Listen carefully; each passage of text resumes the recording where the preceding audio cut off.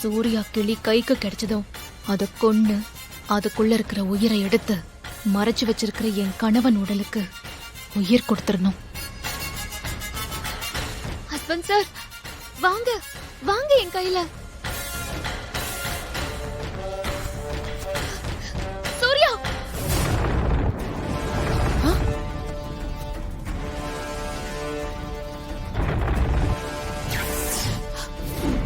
ஐயோ,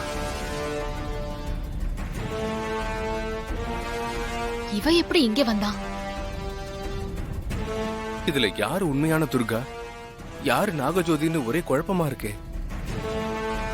ஏய், நீ இச்சாதாரி நாகம் தானே? ஏன் உருவத்துல வந்து என் ஹஸ்பண்ட் சாரை ஏமாத்தி கொல்லலான்னு பாக்குறியா? ஐயோ சூர்யா, சூர்யா, இவ சொல்றது நம்பாதீங்க. நான் தான் உண்மையான துர்கா. இவ அந்த இச்சாதாரி நாகம். ஏற்கனவே தேவி அம்மா மாதிரி, அம்மா மாதிரி, ஏன் என்ன மாதிரி உருவத்துல வந்து உங்க உயிரை எடுக்க பார்த்தவ இப்ப மறுபடியும் ஏன் உருவத்துல வந்திருக்கா? சூர்யா, அவ சொல்றது நம்பாதீங்க. நான் தான் உண்மையான துர்கா. இவதான் இச்சாதாரி நாகம். இல்ல சூர்யா, இவ பொய் சொல்றா. நான் தான் உங்க மனைவி துர்கா. இவதான் அந்த நாகம். இவ உங்க உயிரை எடுக்க வந்திருக்கா. இல்ல சூர்யா, நான் தான் உண்மையான துர்கா. இவதான் உங்களை ஏமாத்த பாக்குறா. சூர்யா, நம்மளோட முதல் சந்திப்பு எப்படி நடந்துச்சுன்னு உங்களுக்கு ஞாபகம் இருக்கா? திருடனை துரத்திட்டு வந்தனா உங்க காரை சோதனை பண்ணும்போது நீங்க தேவிமாவுக்காக ஆசையா வாங்கி வச்சிருந்த அந்த பொம்மையை நான் தெரியாம உடைச்சிட்டேன்.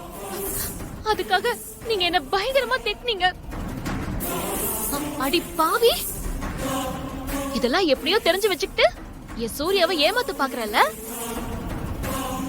சூர்யா, அவ ஏதோ சொல்றான்னு நம்பி போகாதீங்க. நம்ம கல்யாணத்துக்கு அப்புறம் உங்களுக்கு மனசு சரியில்லாம நீங்க குடிச்சிட்டு மாறி சமாதியில போய் புலம்பிட்டு இருந்தீங்க. அப்போ நான் தானே தேடி வந்து உங்களை சமாதானப்படுத்தி வீட்டுக்கு கூட்டிட்டு வந்தேன். ஐயோ ஐயோ சூர்யா, அவ சொல்றதை நம்பாதீங்க.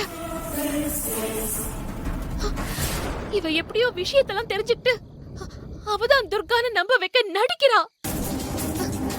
சூர்யா, நீங்க ஒரு நாள் தேவிமாவை கூட்டிக்கிட்டு வெளிநாட்டுக்கு போகும்போது ஏர்போர்ட்ல உங்க பேண்ட் கிழிஞ்சிருச்சு.